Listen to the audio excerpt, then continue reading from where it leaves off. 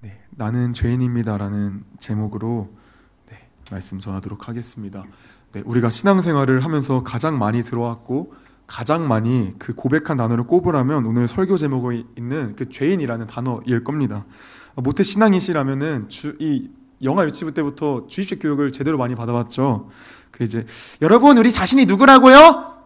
죄인, 죄인 이런 식으로 배워왔고 연습할 땐 이게 민망하지 않았는데 앞에서 하니까 되게 민망하네요. 아무튼 어느 날 머리가 좀 커서 그 부모님에게 아니 엄마 내가 왜 죄인이야 라고 묻자 부모님은 알 수 없는 선악과 이야기를 하시면서 공감이 전혀 되지 않는 이야기만 하시다가 전혀 알아듣지 못하는 그 표정으로 바라보니 그냥 가서 잠이나 자라 라는 아름다운 멘트로 결론을 내시죠. 보통 그렇게 내가 왜 죄인인지 전혀 알 수 없는 상태에 이르다가 어느 날 우연찮게 모두들 수련회에 끌려가서 거기서 저녁 집회 때 강사 목사님이 오늘 이 밤에 주님을 만나고 결단합시다 라는 그런 선포와 함께 눈을 떠보니 어느 순간 내 입에서 주님 내가 죄인입니다 라는 그런 말도 안 되는 소리를 하고 있는 그 장면을 우리가 참 많이 발견하게 됩니다. 그렇게 신앙생활은 시작되었고 날마다 예배 가운데 나와서 처음 기도할 때 우리가 보통 뭐라고 기도하냐면 주님 죄인이 예배 자리에 나왔습니다. 불쌍히 여겨 주시옵소서라고 보통 기도를 하더라고요. 그리고 찬양이 시작하면 또 찬양 가사에 또 어떤 가사가 주로 많죠? 난 지극히 작은 자 죄인 중에 괴수 또 죄인이 나옵니다. 찬양이 끝나고 앞에서 대표 기도하는 분은 또 어떻게 기도하냐면 전능하신 하나님 아버지 우리가 한 주간 이 죄인들이 죄를 짓고 이 자리에 주님의 긍휼로 나와왔습니다. 이렇게 대표 기도도 또 죄인이라는 단어가 등장을 합니다.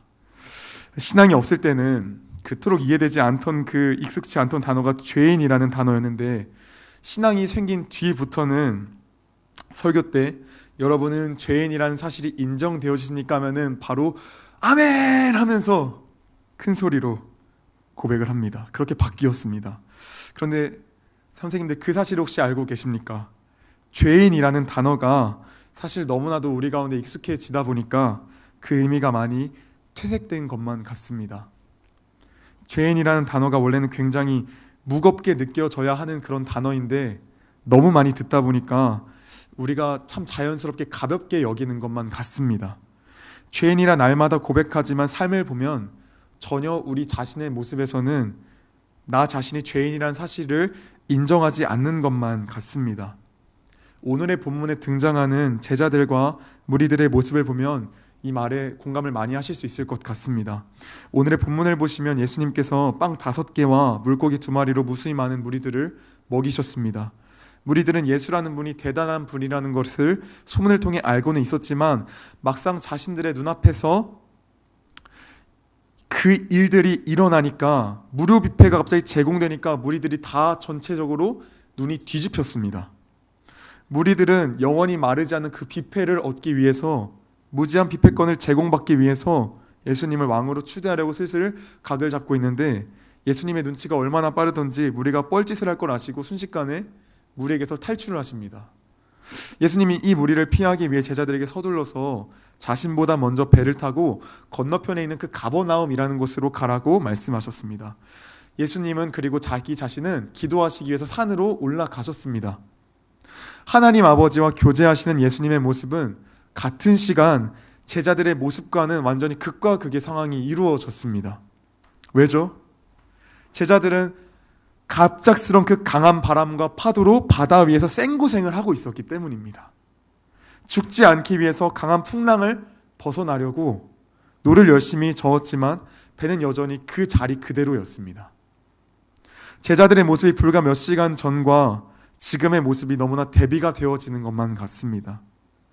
제자들은 아마 예수님의 그 오병이어 사건을 통하여서 어깨가 이렇게 올라갔을 거예요. 이렇게.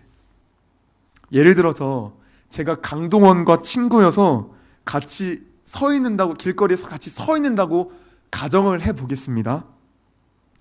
그러면 강동원이 저로 인해서 얼마나 이 어깨가 올라갈까요? 그쵸? 그러면 강동원이 와, 속눈썹이 내 친구야. 완전 현실 감각 없어. 정말 현실 감각 없는 이야기를 하고 있는 것 같습니다. 대박, 내가 바로 속눈썹의 친구야. 뭔가 이 제자들의 모습도 이러하지 않았을까요? 감사합니다. 감사합니다. 내가 바로 예수님의 수제자야. 너희들은 그냥 오늘 잠깐 보는 정도겠지만 나는 저분이랑 날마다 교제하고 날마다 같이 다니고 나 그 정도야. 어깨가 이만큼 올라갔을 겁니다. 기적을 보이신 건 분명히 예수님인데 아마도 그 제자들은 자기들이 뭐라도 된 것 마냥 착각했을 겁니다. 우리로 이야기하면 이런 거죠. 우리가 지금 의롭나요? 우리가 의로운 사람인가요? 아니죠. 여전히 우리는 죄인이지만 하나님께서 우리를 의롭다 칭해 주셨습니다. 그래서 우리는 의인입니다. 그런데 우리가 이 사실을 제자들과 같이 망각을 합니다.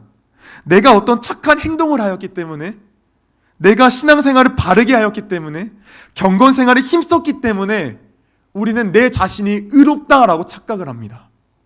여전히 죄인이라 고백은 하지만 그 속에는 어떤 마음이냐면 나는 의로워, 나는 깨끗해 라는 착각이 항상 이 안에 가득합니다. 제자들이 이랬을 겁니다. 자만이 완전 하늘을 그냥 찔렀을 겁니다. 그런데 배를 타고 가는데 갑자기 무슨 일이 발생했다고요? 느닷없이 바람이 거세게 불고 풍랑이 이는, 어깨가 산만큼 올라갔던 그 제자들이 난리가 났습니다. 풍랑에서 열심히 노를 저어보고 자신들이 어부였을 때의 그 지식과 경험을 다 사용했습니다. 그런데 여전히 배는 풍랑 한복판에 있었습니다. 그러나 저 멀리 누가 오시죠? 예수님께서 무리를 걸어오십니다. 그리고 예수님께서 제자들이 탄 배에 오르시니 신기하게도 바람이 그쳤습니다. 제자들과 예수님은 그렇게 바다 건너편 가버나움이라는 곳에 무사히 도착을 하셨습니다. 그런데 예수님께서 제공하셨던 그 오병이어 뷔페의 맛이 환상적이었는지 그때의 그 무리들이 예수님을 찾는데 혈안이 되었어요.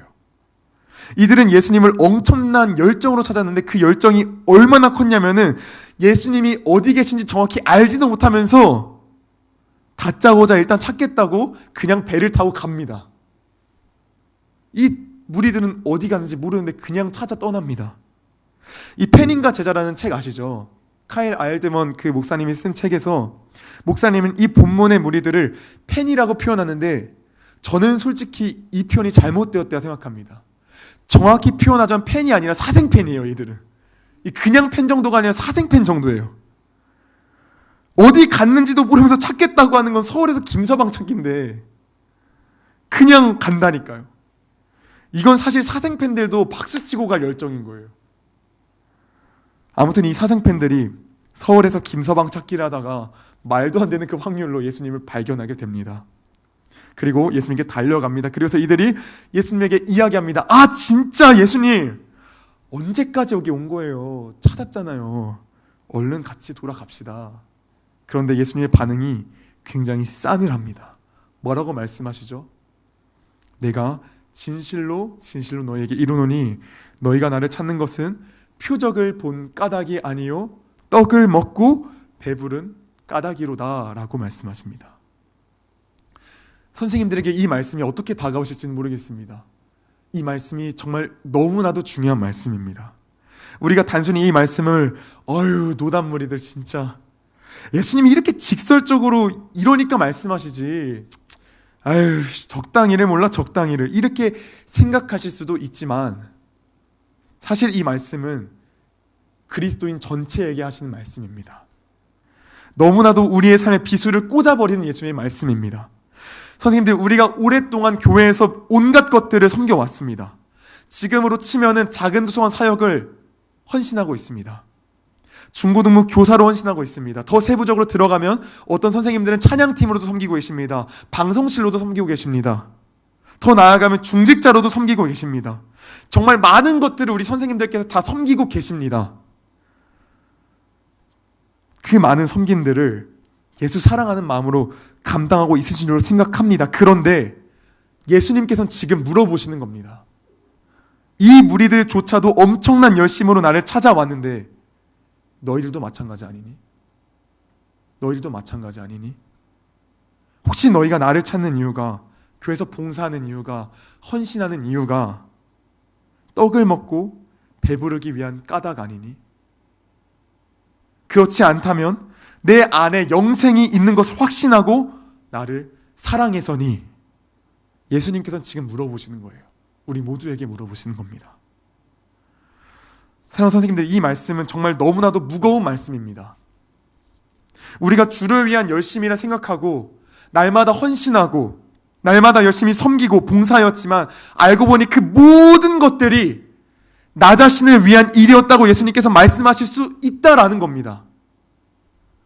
열심히 집을 지었지만, 반석 위에 집을 지나 생각하고 열심을 다했지만 파도 한번 몰아치니까 다 쓸려 내려가는 것을 보면서 그제서야 모래성에 집을 지었다라는 것을 깨달을 수도 있다라는 겁니다.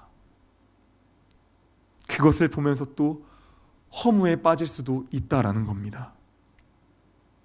예수님의 이 말씀은 우리의 집을 어디에 세워나가야 하는지 말씀해 주시는 겁니다. 사랑하는 선생님들, 어디에 세우겠습니까? 어디에 그 집을 세우시겠습니까? 신앙의 반석 위에 세우시겠습니까? 모래 위에, 조금 겉으로 휘황찬란해 보이는 그 모래 위에 세우시겠습니까? 당연히 신앙의 반석 위에 세우시겠죠. 그런데 나도 모르게 모래 위에 세울 수 있잖아요. 나는 열심히 신앙의 반석 위에 세운다고 했는데 돌아보니 모래 위에 세운 것일 수도 있잖아요. 어떻게 구별할 수 있을까요? 어떻게 이걸 구별할 수 있을까요? 너무나도 간단합니다. 날마다 자기 십자가를 지면 됩니다. 정말 간단합니다. 선생님들, 십자가를 누가 집니까? 죄인들이 집니다. 그것도 그냥 죄인들이 아니라 극악무도한 죄인들이 받는 형벌입니다. 그런데 우린 날마다 예수님께서 십자가를 지셨다고 해서 나는 꼭 죄인이긴 해도 그다지 극악무도한 죄인이 아닌 것처럼 여깁니다. 우린 정말 극악무도한 죄인이죠. 많은 신앙인들이 이걸 날마다 잊고 살아갑니다. 이걸 잊고 살아가다 보니까 자기가 무슨 의로운 사람으로 착각을 하면서 살아갑니다. 이걸 잊고 살아가다 보니까 교회에서 싸움이 나고 정치질이 나고 당파를 일어서 분열하게 힘을 씁니다. 저는 개인적으로 이렇게 생각합니다. 우리 한국교회는 나 자신이 얼마나 죄인인지 날마다 더욱 알아야 한다고 저는 생각합니다. 이 사단이 날마다 이 죄인인 것을 날마다 악화시켜서 너는 죄인이 맞긴 맞는데 넌 그렇게 죄인은 아니야 라면서 장난질을 칩니다. 너 그렇게 죄인 아니야. 너 죄인 맞긴 한데 너 그 정도까진 아니야. 너 그 정도까진 아니야. 너 어느 정도 살면 너 좀 의로워. 너 좀 괜찮아. 너 좀 괜찮은 사람이야 라고 장난질을 칩니다. 그래서 우리는 나 자신이 얼마나 죄인인지를 날마다 깨달아야 합니다. 어제보다 더 죄인인지를 내가 더 깨달아야 합니다.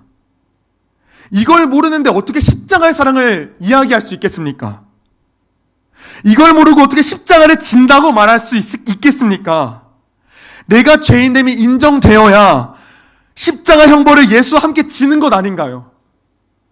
내가 죄인됨을 인정해야 이게 인정되는 것 아닌가요? 내가 죄인됨이 인정되어야 나를 대신해서 죽으신 예수 그리스도의 그 사랑을 더욱 누릴 수 있는 것 아닌가요? 우리는 십자가를 회복해야 합니다. 나의 죄인됨을 철저하게 깨달아야 합니다. 그렇다면 구체적인 행동 방안이 또 있어야겠죠. 우리 누가복음 7장 36절부터 50절 말씀을 좀 보도록 하겠습니다. 이 본문의 내용은 이러합니다. 시몬이란 바리새인이 있었는데 예수님을 자신의 집으로 초대를 합니다. 언뜻 말씀을 보면 예수님을 존경하고 좋아하는 마음에서 비롯된 것 같지만 실상은 전혀 그렇지 않았습니다. 예수님이 병든 자를 고치시고 과부에 죽었던 아들을 살려냈다는 그 소문을 듣고 예수님이 선지자인지, 그리고 신앙적인 그 바리새인, 나의 자신과 그 레벨이 맞는지 견주해 볼 만한 그런 수준이 되는지 확인하기 위해, 그리고 그를 만나면 혹시 병을 고치는 어떤 그런 이적들이 있었으니 나에게도 득이 될 수 있는지, 그런 불순한 동기로 예수님을 초대한 겁니다. 그렇다 보니 예수님이 집에 들어갈 때 발 씻을 물도 주지 않았고 볼에 입을 맞추는 인사도 조차도 하지 않았습니다. 당시 고대 근동 지방에서는 손님이 자신의 집으로 들어올 때 발 씻을 물을 주고 발을 닦은 뒤 볼에 입을 맞추는 것이 예의였고 관례였음에도 그렇게 하지 않았습니다. 그런데 이 동네에 한 여인이 있었습니다. 이 여인은 예수라는 한 선지자 같은 청년이 자신이 살고 있던 동네에 와서 바리새인 시몬의 집에 들어가 연회에 참여한다는 그런 소문을 들었습니다. 그래서 여인은 용기를 내어 바리새인 시몬의 집에 갔습니다. 후에 무슨 일이 벌어지냐면 여인이 예수님의 뒤에서 그냥 웁니다. 붙잡고 뭔가를 하는 게 아니라 그냥 웁니다. 그리고 그 눈물 때문에 예수님의 발이 젖어서 닦을 것이 아무것도 없자 자신의 머리카락으로 발을 닦고 향유를 붓고 입을 맞춥니다. 왜 여인이 예수님의 뒤에서 그냥 울었을까요? 질문드립니다. 왜 뒤에서 그냥 울었을까요? 왜 붙잡고 뭔가 이야기하지 않고 왜 뒤에서 울었을까요? 이 여인은 당시 죄가 많은 여인이었거든요. 성경 원어로 보면은 매춘부와 가장 근접한 단어로 해석이 되어져 있습니다. 죄 많은 여인이다 보니까 유대 사회에서 당연히 왕따가 되었을 겁니다. 지나가는 애들조차도 이 여인에게 침을 뱉고 돌멩이를 던졌을 겁니다. 심지어 바리새인들과 서기관들 같은 그런 종교 지도자들에게 인간 취급조차 못 받았을 겁니다. 이 여인의 삶을 한마디로 요약하자면 죽지 못해 겨우 사는 인생이었을 겁니다. 그런데 그녀가 왜 예수님에게 찾아갔을까요? 그녀에게 예수는 한 줄기 희망이었거든요. 한 줄기 희망이었거든요. 하나님의 선지자라고 여겨지는 그 분을 죽더라도 한번 만나보고 죽자라는 그런 간절한 마음이 있었거든요. 그렇기 때문에 여인이 예수께 갑니다. 예수께로 가는 길에 사람들이 돌을 던집니다. 뭔데 낮에 돌아다니고 있냐고 손가락질을 합니다. 심지어 여인이 향하는 곳은 바리새인의 집입니다.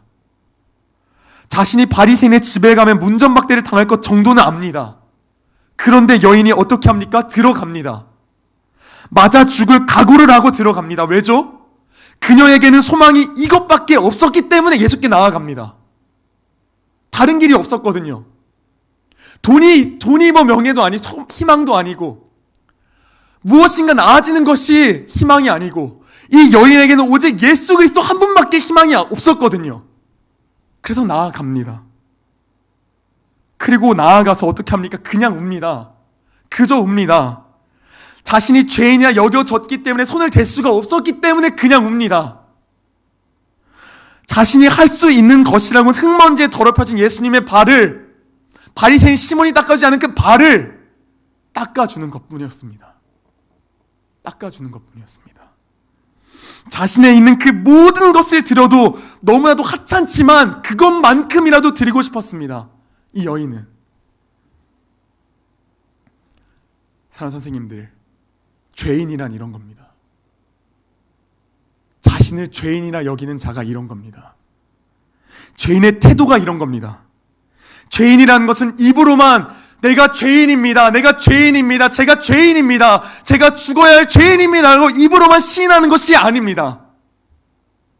예수님 앞에서 자신을 죄인이라 고백하는 사람은, 진정으로 죄인이라 고백하는 그런 사람은 가는 길에 돌을 맞을지언정, 가는 길에 손가락질을 당할지언정, 돌에 맞아 죽을지언정 그런 계산을 하지 않고 예수께 가는 사람이 죄인입니다. 오직 예수가 정답인 사람이 죄인입니다. 죄인에게 뭐가 있습니까? 없습니다. 아무것도 없습니다. 반면에 자신이 죄인됨을 깨닫지 못하는 자는 어떠합니까? 이 누가복음 본문에 자신이 죄인됨을 깨닫지 못한 자가 누굴까요? 바리새인 시몬입니다. 바리새인 시몬이 왜 자신의 죄인됨을 깨닫지 못했을까요? 이 시몬은 정직했거든요.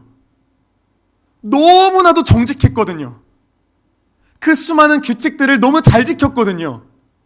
하루에 3번씩 기도를 하고 수많은 금식을 하고 예물 생활을 하고 가난한 이웃을 돕고 너무나도 정직했거든요. 그러니까 어떻게 할 수 있습니까? 정죄합니다. 정죄하는 겁니다. 사실 바리새인의 집에 시몬이 왜 그 여자, 왜 그 창녀를 여기다 들였냐면, 자신의 집에 들어오게 허락했냐면은 예수님께 그냥 연맥이려고 하는 거예요. 쉽게 말하면. 같이 있으면, 죄인이랑 같이 예수님이 붙어 다니면 사람들이 조롱하니까 그거 이용해 보려고 여기 들어오게 한 거죠. 바리새인 시몬은 정직했기 때문에 자신의 죄인됨을 깨닫지 못합니다. 절대 깨닫지 못합니다. 너무나 정직했기 때문에. 우리로 하여금 어떻죠? 우리는 어떻죠?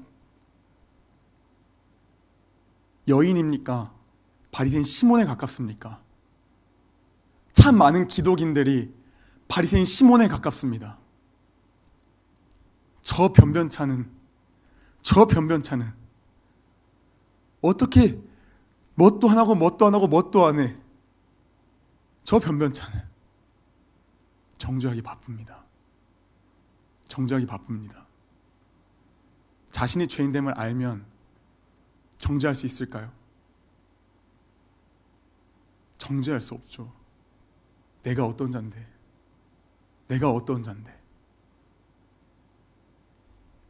로마서 8장 1절에 보면은 그러므로 이제 그리스도 예수 안에 있는 자들에게는 결코 정죄함이 없나니라고 주님께서 말씀하셨습니다.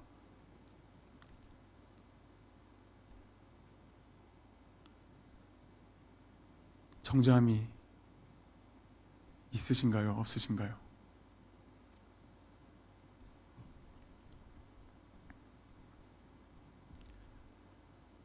사랑하는 성도님들, 죄에 많고 적고는 없습니다. 저번 주에도 말씀드렸지만 감옥에 간 사람이나 감옥에 가지 않은 사람이나 하나님 앞에 서면 전부 다 동일선상에서 다 죄인입니다. 똑같은 죄인입니다. 그런데 로마서 5장을 보시면은 거기에 죄가 많은 곳에 은혜가 더 넘친다라고 이야기가 되어 있는데, 그게 무슨 의미냐면은 나 자신이 하나님을 배반한 그런 쓰레기 같은 인간임을 그 죄가 날이 가면 갈수록 더욱더 깊이 알아진다라는 겁니다. 하나님을 알아가면 알아갈수록 그 깊이가 더욱더 깊어진다라는 겁니다. 하나님을 더욱더 사랑하게 된다라는 겁니다. 내가 죄인됨을 알아가면 알아갈수록 하나님을 더욱더 사랑하게 된다라는 겁니다. 우리가 날마다 죄인됨을 인정하지 아니하고 내가 날마다 나 스스로가 죄인임이 아니라고 고백하니까 날마다 사람들의 말에 상처받고 사람들의 말에 날마다 좌절하고 넘어지고 그러하는 건 아닙니까? 제가 이번 한 주에 그랬습니다. 저는 설교에 대한 프라이드가 굉장히 강하거든요. 사실 저는 명예욕이 엄청난 사람이거든요.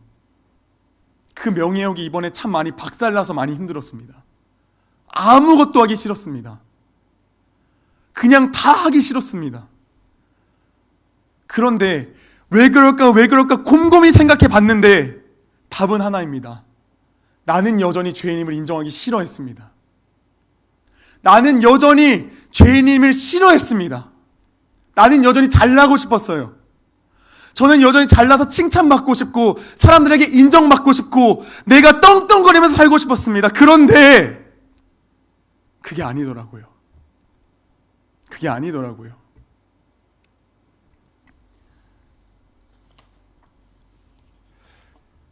사랑하는 선생님들, 우리가 참 주님께서 올 한 해 이 1월 동안 참 많이 이런 기초적인 것들을 보여주시는지 모르겠습니다.